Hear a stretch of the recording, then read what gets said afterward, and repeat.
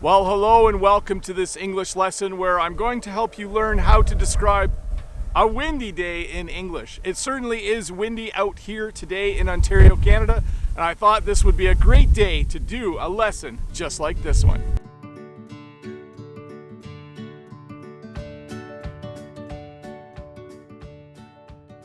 Well, hello and welcome to this English lesson about how to talk about a windy day in English. Before we get started though, if this is your first time here, don't forget to click that red subscribe button over there and give me a thumbs up if this video helps you learn just a little bit more English.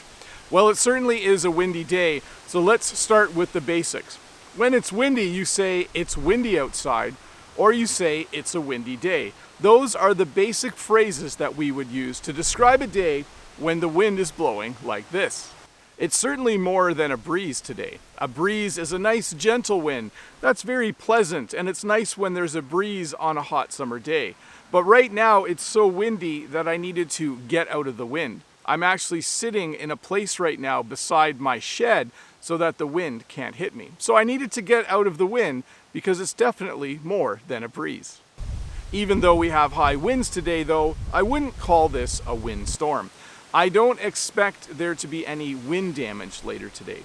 It's simply a really windy day. If it was a windstorm, the wind would be so strong that it would cause damage to buildings, or it might even make trees fall over or topple over.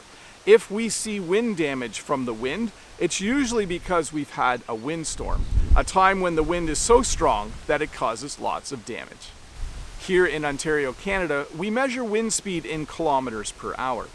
I'm guessing that the wind is blowing at about 30 or 40 kilometers per hour right now. But let's look at the weather forecast.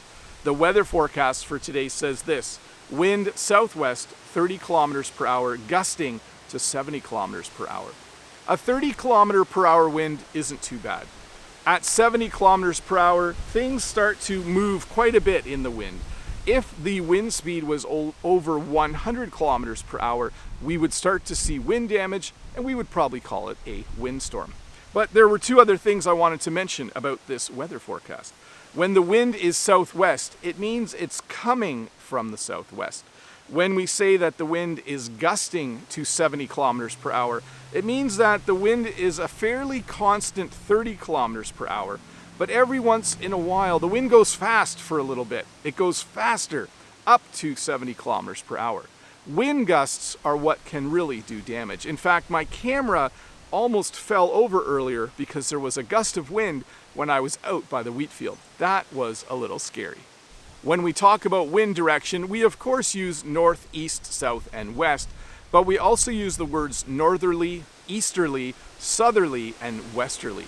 So in the winter, we have a lot of north winds. We have a lot of northerly winds. We have a lot of winds that come from the north. And that's one of the reasons why Canada is so cold. So when we talk about the direction of the wind, when you read it in a weather forecast, they're talking about where the wind is coming from. So today, when it says that the wind is southwest, it means the wind is coming from the southwest. And definitely in the winter, when the north wind blows, when we have a northerly wind, it is extremely cold here. One thing I like to do on a windy day is I like to watch the trees sway in the wind. In English, the verb sway means to kind of move back and forth in a gentle way. Certainly on a windy day, we see a lot of trees swaying in the wind. One of the things I don't like about a windy day, especially a windy night, is when the wind whistles. When the wind is very strong, sometimes you can hear the wind whistle, and that can make it really hard to sleep at night. I certainly don't like it when the wind is strong at night and you can hear the wind whistling.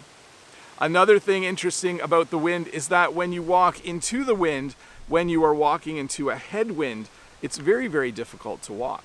When you ride a bicycle into the wind, into a headwind, a wind that's coming towards you, it's very difficult to pedal.